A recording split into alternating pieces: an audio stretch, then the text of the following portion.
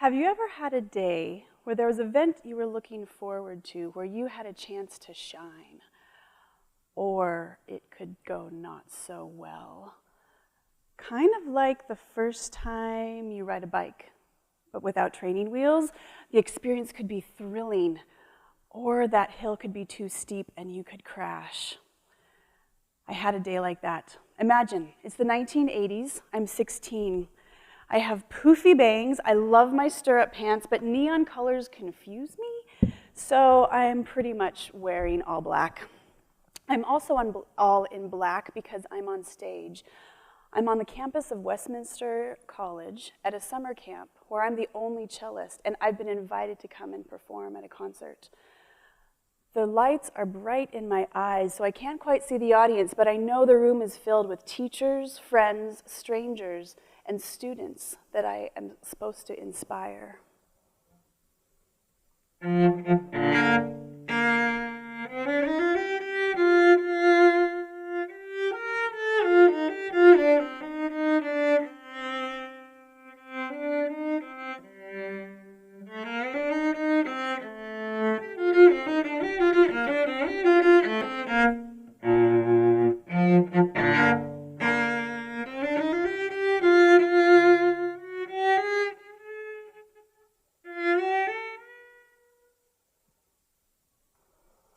Cold terror and hot shame fill my body as I cannot find the notes.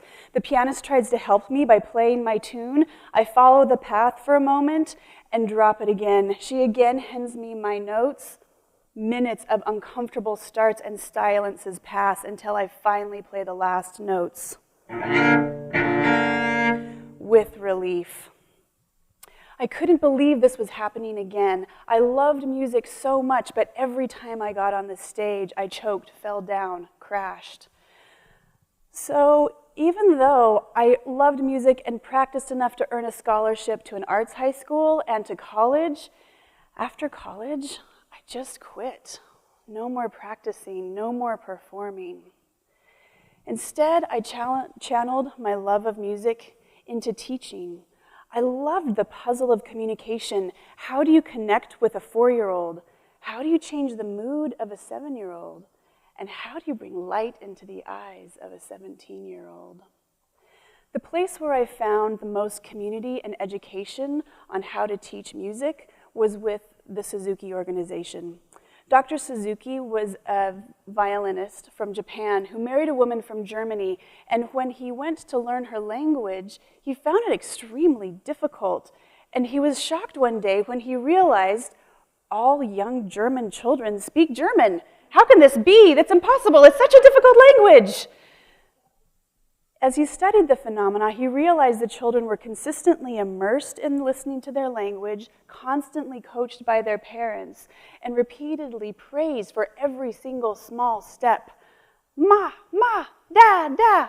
Bravo, bravo, what a wonderful, brilliant child. The light bulb went off when he realized he could teach children music the same way if they were immersed in listening, if they were consistently coached by their parents, and if they were praised for every small step. Bravo,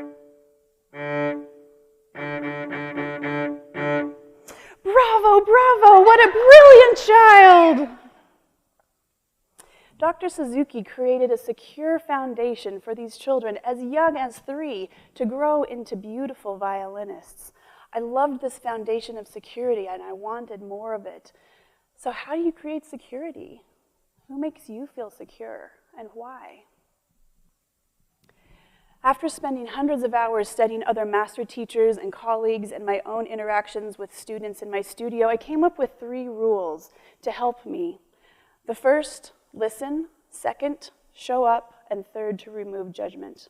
My first rule, listen. It's not about you. It's about connecting in the present moment. After I'd been teaching for about 10 years, I invited my first teacher, Carol Tarr, to come to my studio and teach my own students. This might feel like bringing your firstborn child home to meet the grandparents for the first time. If there was a chance that you mixed up the fingers and toes, put the head on backwards, and put hair in all the wrong places. I was nervous, but I was also excited to show her their beautiful technique and the intricate rhythms they could play.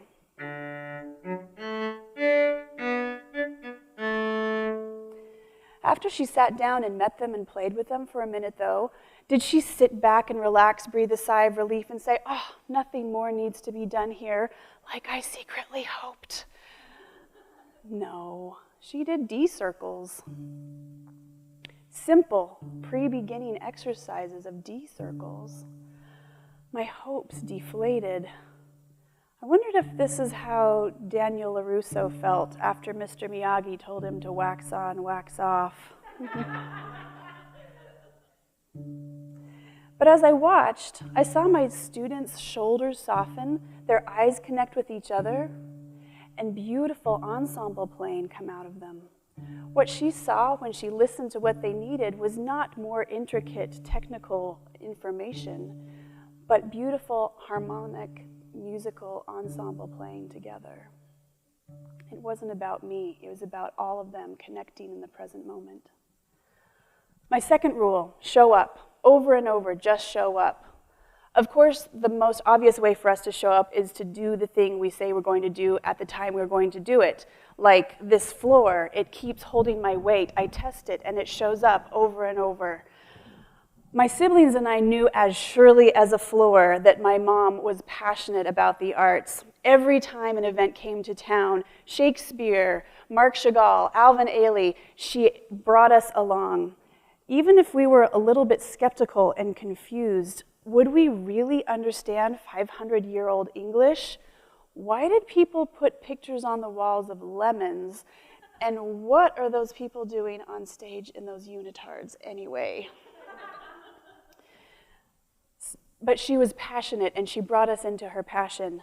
If the new Broadway hit musical Hamilton had happened in the 70s, this would have been the scene at my house. Margaret, Rachel, Adam, Peter, come here, come here. I just brought home this album. We have to listen to it together. I've never heard such a combination of beats and rhythms and melodies all together. So, get it. Here, this is what it's about. Wait for it, wait for it. It's about the Founding Fathers, the one you've never heard of. No, don't go back to your Ataris, don't go back to your big wheels, come back. We're gonna listen to this together. So I made these puppets to tell you the story. Here comes the general, here's George Washington. Here is, complicated Aaron Burr.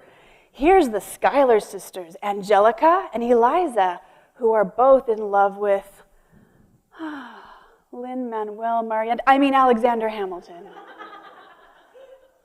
Every time she told us the stories, brought the soundtracks, made puppets and costumes, and we understood and were brought into her world because of her passion.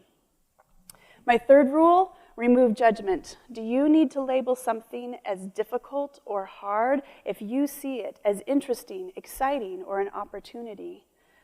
So you know the young child who was first learning to speak? Would they feel confident exploring language if they were afraid their parents would say they were wrong?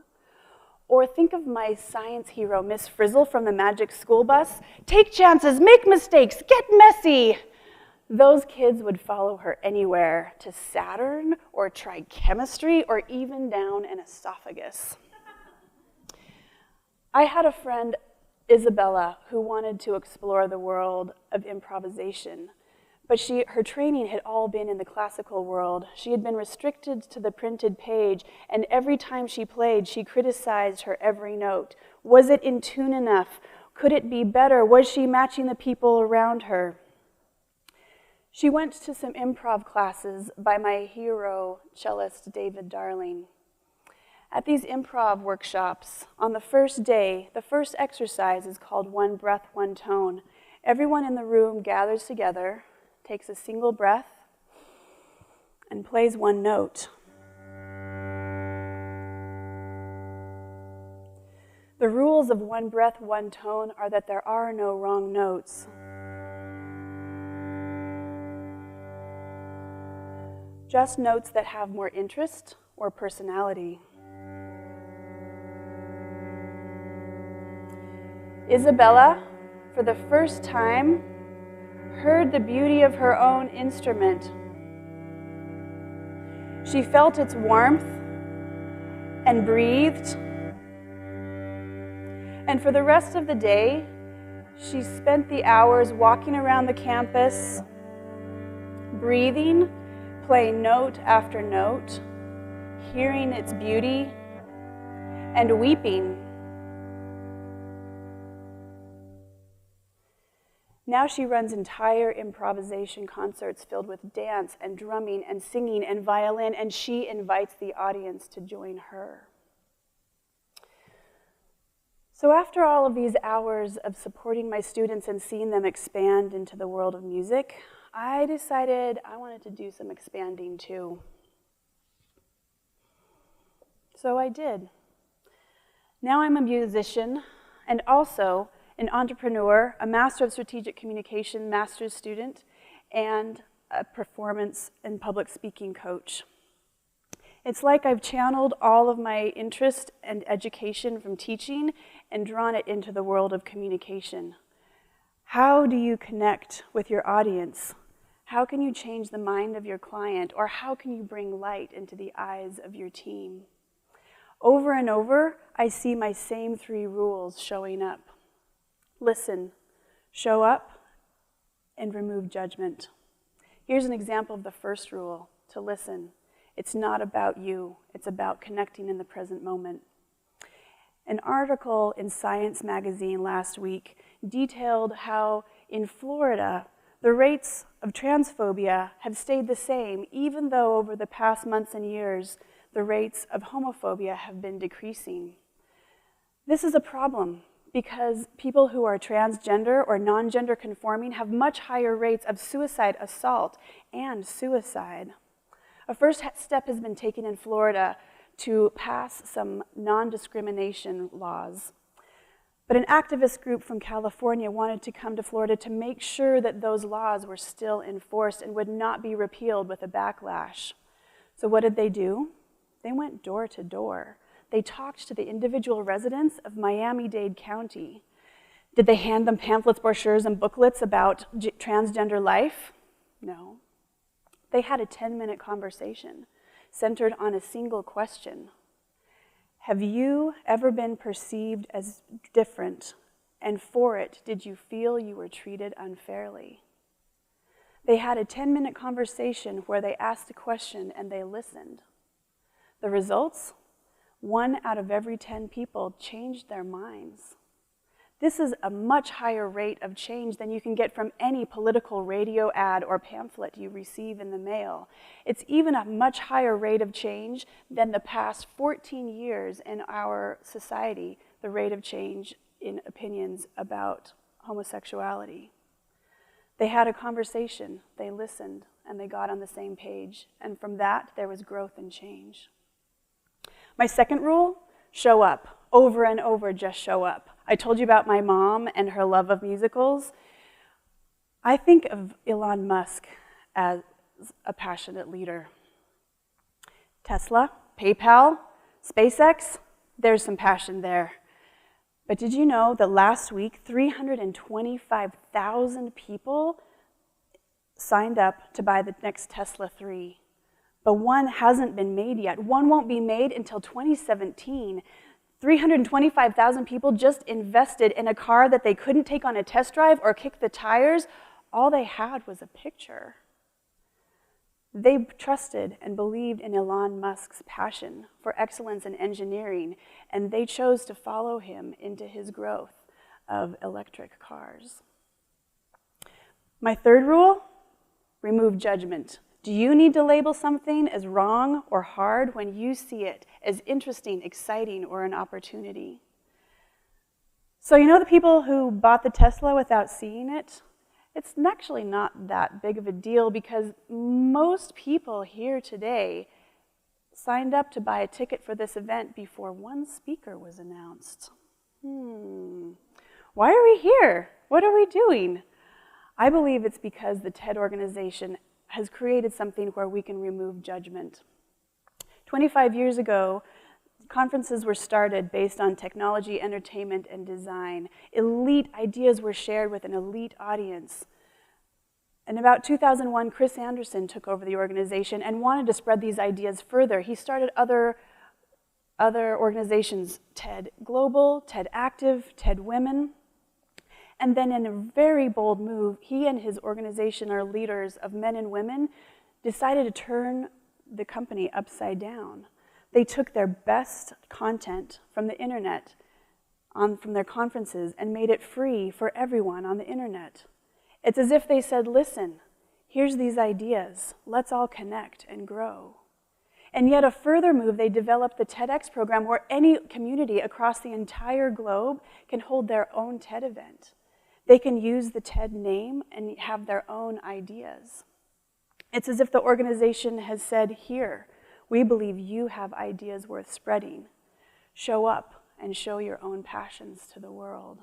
So here we are today, having like the best school day ever of field trips to the planetarium, the exploratorium, and the symphony with no tests afterwards. These conferences and TED events, there's no pointed question and answer sessions, but there's beanbag chairs in rooms for people to sit on and share their ideas. There's no proselytizing or selling or campaigning allowed, which can divide and cause tension. But individuals showing up with their own passion are always welcome. So I'm hoping we can carry these with us as we leave, that we can listen, show up, and remove judgment with each other, with our communities, in our relationships, in our leadership, and even with ourselves. If we do, I know that rediscovery and growth and change can happen. Because now it's 2016, and I'm 45. My bangs now cover the wrinkles on my forehead. I miss my stirrup pants, but I still pretty much wear all black because bright colors confuse me. I'm on the campus of Westminster College playing a concert, and I can't see the audience very well because of the bright lights, but I know the room is filled with friends, teachers, strangers, and students I might inspire. I've learned through the years to listen to myself, to what I want, to see how my passions show up. I'm working on removing judgment and believing that there are no wrong notes, just ones that lead us in a new direction.